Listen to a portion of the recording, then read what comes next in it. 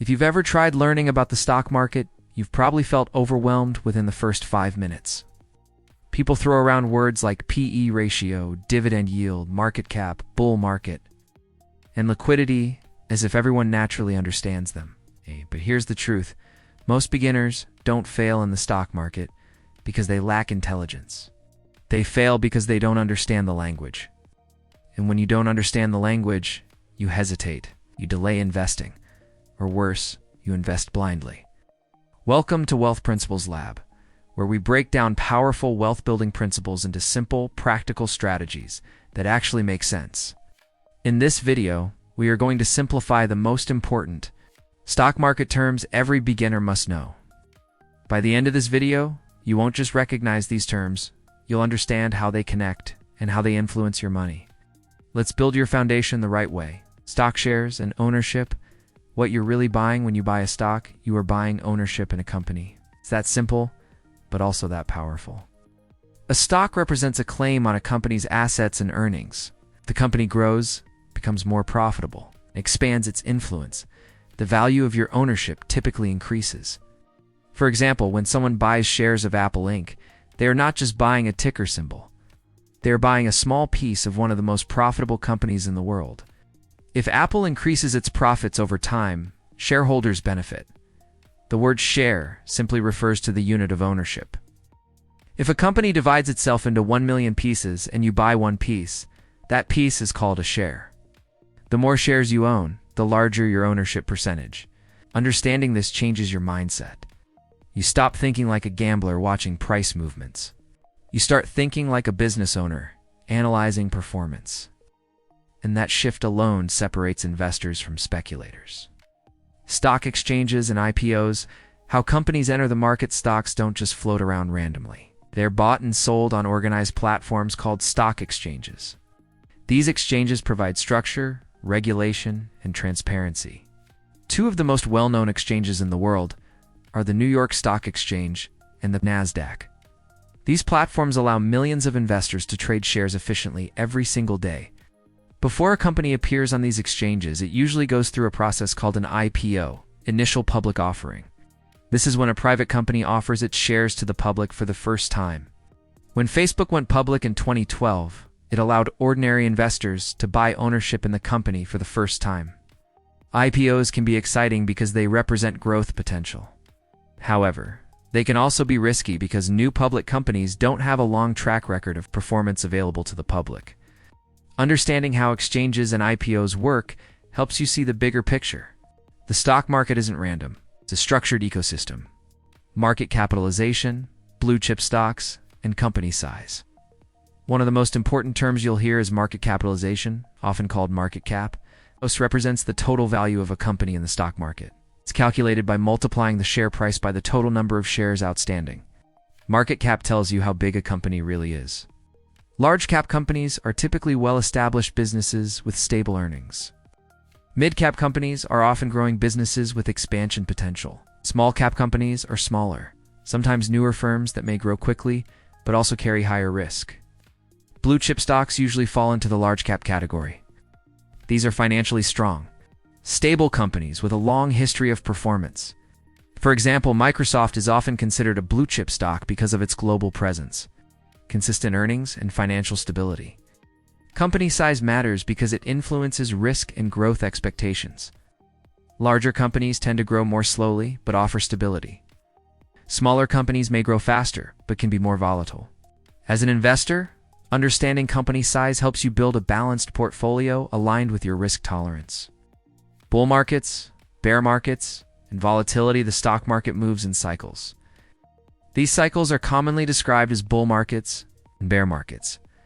A bull market occurs when prices are rising over an extended period and investor confidence is strong. Optimism dominates headlines. People feel confident about the economy. A bear market is the opposite. Prices decline significantly, fear spreads, and uncertainty increases. Investors become cautious, sometimes even panicked. Both are normal parts of the market cycle. Long-term investors understand that bear markets are temporary, even though they may feel intense in the moment. Closely related to this concept is volatility. Volatility measures how much a stock's price fluctuates. High volatility means bigger price swings in short periods. Low volatility means steadier movement. Volatility is not automatically bad. In fact, it creates opportunities. But if you don't understand it, it can lead to emotional decisions. Mastering these concepts builds emotional control, which is one of the most underrated investing skills. Dividends, dividend yield, and passive income. Some companies share a portion of their profits with shareholders. This payment is called a dividend. Companies like Coca-Cola are known for paying consistent dividends over many years. Dividends are attractive because they generate income, even if the stock price doesn't move dramatically. For many investors, especially those seeking passive income, dividends are a major strategy. Dividend yield measures how much income you earn relative to the stock price. It's calculated by dividing the annual dividend by the share price. Higher yield means more income relative to price, but extremely high yields can sometimes signal financial trouble. Dividend investing is about balance. You want sustainability, not just high numbers. For long-term wealth building, reinvesting dividends can significantly increase the power of compounding. PE ratio, EPS, growth stocks, and value investing valuation metrics help investors determine whether a stock is reasonably priced.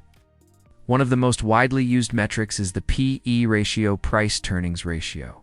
It shows how much investors are willing to pay for $1 of a company's earnings. If a stock has a high PE ratio, it usually means investors expect strong future growth. If it has a low PE ratio, it might be undervalued, or it might indicate problems. Earnings per share, or EPS, measures how much profit the company makes per share. Increasing EPS over time is generally a positive signal. Growth stocks are companies expected to expand rapidly. They often reinvest profits instead of paying dividends. These stocks can deliver significant returns but often come with higher volatility. Value investing focuses on buying companies that appear undervalued compared to their fundamentals. This philosophy was famously practiced by Warren Buffett. The idea is simple but powerful. Buy quality companies at reasonable prices and hold them long-term. Understanding valuation separates informed investors from emotional buyers. ETFs, diversification, liquidity, and portfolio strategy for many beginners. Selecting individual stocks can feel overwhelming. This is where ETFs, exchange-traded funds, become powerful tools. An ETF is a collection of stocks bundled together into one investment. Instead of buying dozens or hundreds of individual companies, you can buy a single ETF that tracks an index. Like the S&P 500, which represents 500 large U.S. companies, ETFs provide instant diversification. If one company underperforms, others in the fund may offset the decline. This reduces company-specific risk. Diversification means spreading your investments across different industries, sectors, and sometimes even countries. It is not about maximizing returns, it is about managing risk intelligently. Liquidity is another important concept. Liquidity refers to how easily you can buy or sell an asset without significantly affecting its price. Highly liquid stocks and ETFs allow investors to enter and exit positions efficiently. All these component stocks, ETFs, diversification, liquidity come together inside your portfolio. A portfolio is simply the total collection of your investments. A well-structured portfolio balances growth potential, income generation, and risk management. It aligns with your financial goals, time horizon, and risk tolerance. Investing is not about chasing the hottest stock or reacting to every headline. It is about building a structured system that works over time. Consistency and discipline often outperform excitement and speculation. Conclusion: from confusion to confidence, the stock market only feels complicated when the terminology feels foreign. Once you understand these foundational terms, something powerful happens. You stop reacting emotionally to headlines. You stop following hype. You start analyzing logically.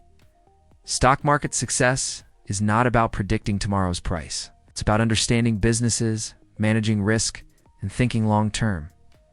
Knowledge removes fear. Clarity builds confidence. Consistency builds wealth. And that's exactly what we focus on here. If this video helped you understand the stock market at a deeper level, then you're already thinking differently from most beginners.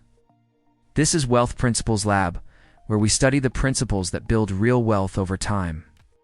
If you're serious about financial growth, like this video, comment wealth below if you're committed to learning investing properly, and subscribe to Wealth Principles Lab for powerful, practical wealth education every week.